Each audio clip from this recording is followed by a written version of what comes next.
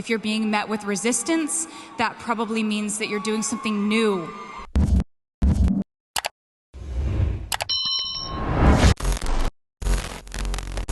Hey, it is Stilo Vino Pellegrino back here once again. Welcome back to my channel on YouTube. Also, welcome back, Swifty. So I saw Taylor Swift wins Brit's global icon. A lot of great artists that I follow had a lot of great things to say about the speech, so I'm gonna react to it. And as you know, I share my platform with the Swifties because, you know, y'all have been very important in my journey across YouTube, showing me love when nobody else would. So from the bottom of my heart, I appreciate you. I appreciate your support on these videos. Appreciate you watching. You could have been anywhere else. Could have been anywhere. I don't know why I always mess up on that part. You could have been anywhere else in the world, but you're here with me. I appreciate that. I do not take that for granted. I appreciate you.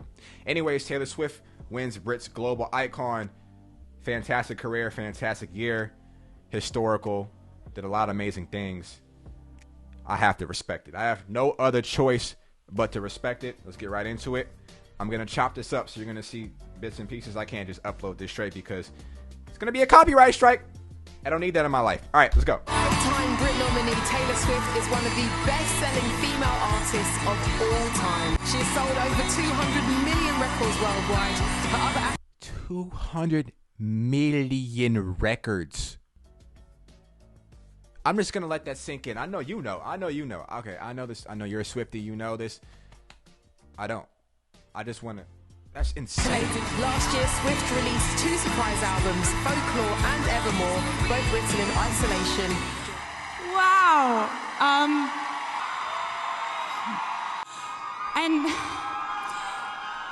And that video, anyone who was in that video, Selena, Zoe, Ed, Griff, that was like Who's she?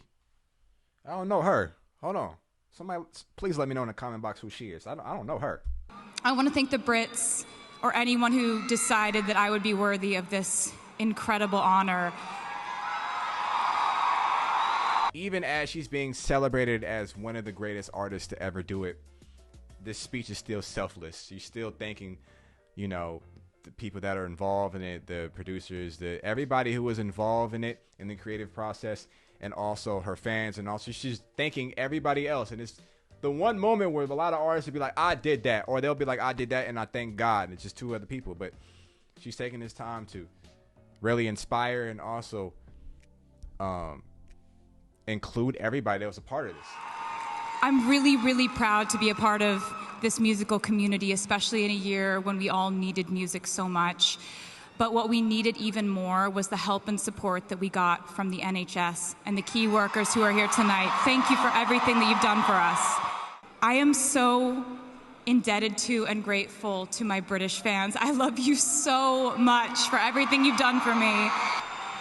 We've had so many amazing memories in the last 15 years, from playing Shepherd's Bush Empire, to playing the O2 Arena, to playing Wembley Stadium.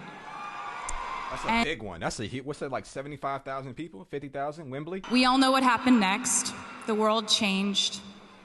And I ended up putting out 3 albums instead. I know in the beginning of the pandemic, I don't know if it's still like this now as we're at the tail end of the pandemic, but a lot of people were hitting, I know a lot of artists and creative people that I knew was hitting creative blocks because the world was changing, you know, and, you know, a lot of sources that you would get your inspiration from.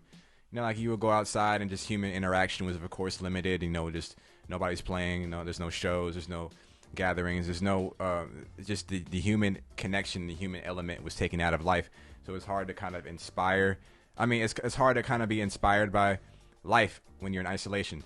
So to create 2 bodies of work that are both great. You know, I like probably Folklore than I like Evermore, but that's neither here nor there.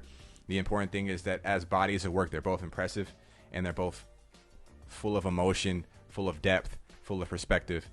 And to do that in one of the hardest years for most people, is amazing. I would love the opportunity to thank the amazing creative people that I made those albums with. Thank you, Aaron Dessner, Joe, Justin Vernon, The National, Marcus Mumford, John Lowe, Serban Gania, Laura Sisk, and Haim. Haim is a lady band, right?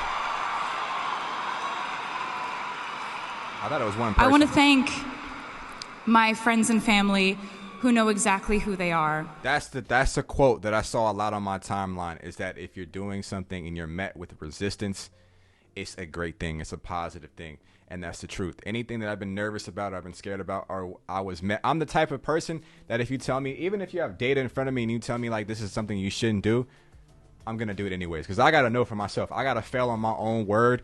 I got to fail on my own faith. Whether instead of just being scared of just someone else just, you know, sometimes your loved ones will say that too. But grateful for her. It seems like that her circle, her loved ones were telling her to keep going. And just like she was able to block out other things, because once you're a star of that magnitude, you have to be able to block out certain things. Just too many voices. But going back to it, you know, if you're met with resistance, it's a great thing. I need you to hear me when I say that there is no career path that comes free of negativity. If you're being met with resistance, that probably means that you're doing something new. If you're experiencing turbulence or pressure, that probably means you're rising. Pressure makes diamonds.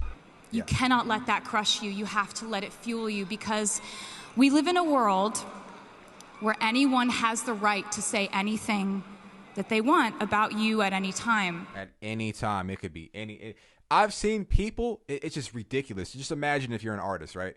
Or if you're not, or anything, right? Just take it as if you were out there, right? If you had a very popular social media following and you spoke about something you're passionate about, and someone jumped in your thread and commented on your thread and told you how you felt, is like, no, how could anyone feel like they have the right to tell you about your art or something that you're passionate about?